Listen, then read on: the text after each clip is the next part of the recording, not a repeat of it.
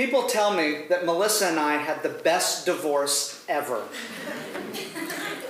Almost as if they're envious of our failed marriage and skillful dismount.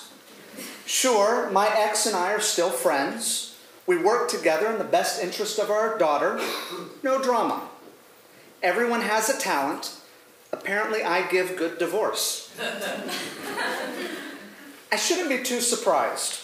All my life, people have misconstrued my passive amiability for maturity and inner strength. So my friends and family expected me to deal well with the disappointment and then praised me for my positive outlook. But, so you're not confused, that's bullshit. I saved my sadness for when I was alone. I'd fall on the ground sobbing so loud and ridiculous it sounded fake. I denied myself sleep to remain numb. Divorce sucked for me too. People want a simple explanation for why things ended. Something they can point to, maybe so they can avoid our failure. Well, I won't do that. But like all divorces, it started with marriage and high hopes. Melissa and I met in college. We liked each other and rounded it up to something more. We got married days after she graduated. After college, I was an adequate high school teacher, barely making a living wage. I also struggled as a writer who avoided household responsibilities to bury myself in projects no one would publish. We turned to pawn shops to keep the lights on. Melissa was chronically unemployed and unaffectionate. She'd stay out late with friends to avoid spending time with me. Ultimately, I felt lonely, unloved, unable to provide, and she felt trapped. We went to marriage counseling, which turned into separation counseling. Our long-haired hippie therapist with his silk shirt and good intentions surprised me by how he didn't take my side. Melissa was adamant, I want out. The counselor was far too accepting. Okay then, that's it? I was astounded. She wants out and we're done? Counselor, intrigued by my stubbornness, why do you want to stay in this marriage? Because I love her. The words felt true. Kind of. The problem is, he said, you think you can do something to save this marriage. You can't. I can't save this marriage. If I wasn't going to do it, who was? Are we giving up? I took on the role of the victim.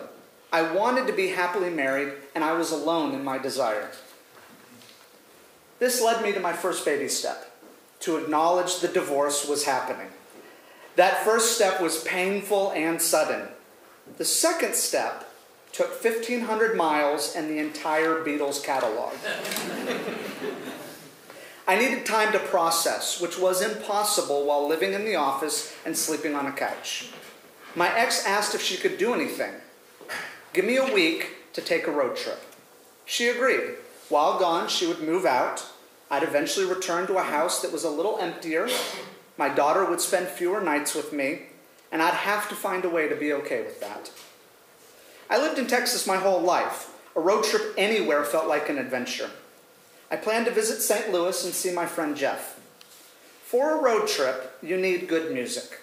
I decided to listen to every Beatles album. There must be some wisdom Paul, George, Ringo, and John could impart on the road.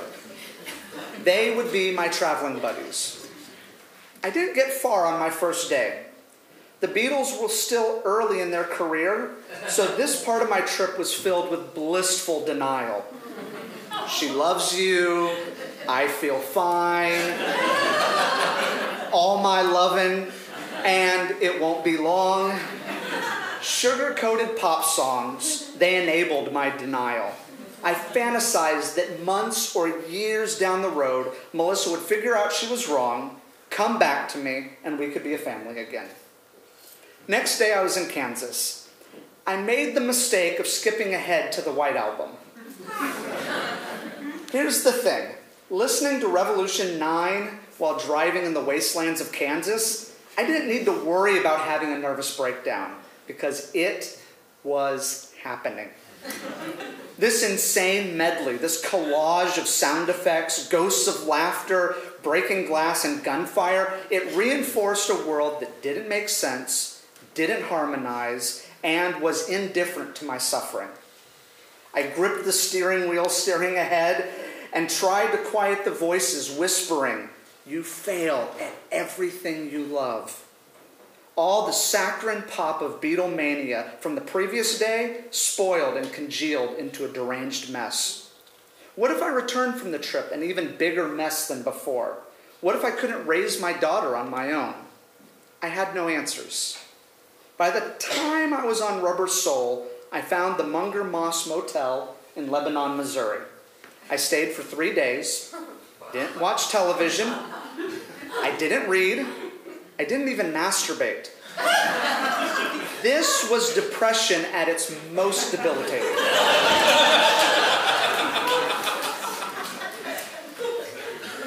The only thing I had energy for was writing. I wrote like I was in a haze, half asleep. I wrote because it was habit. I wrote an unfinished story about a small town where no one could leave, and I failed to see the connection. With every word I typed, I convinced myself Melissa wouldn't have left me if I had become a successful writer. Then I drove to St. Louis, where I stayed with my friend Jeff for 2 days. At the time, Jeff's girlfriend was moving in, and I helped them move. You would think it would be annoying to see two people in love while I was going through my divorce, but it was good to see connections were still possible.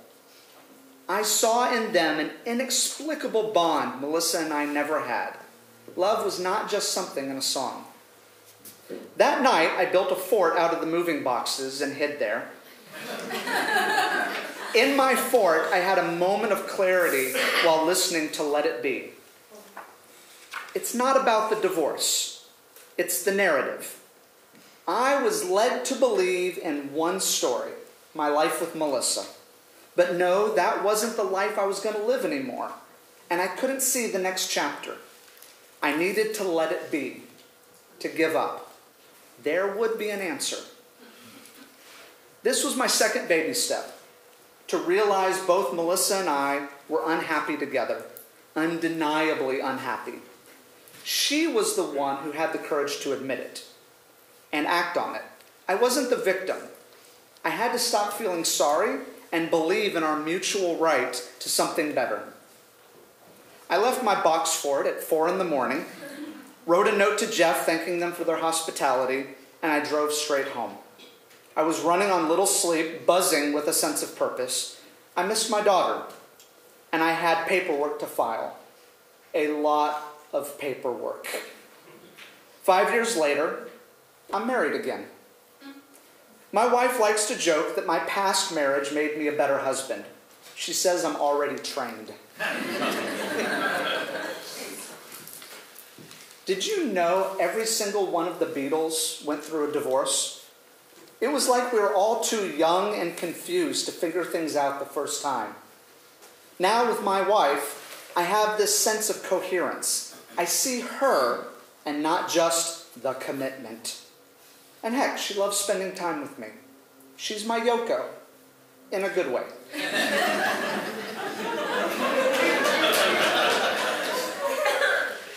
I'm no longer teaching. I left the classroom to become a full-time writer. A process that took a lot of baby steps. And this time, Bob Dylan.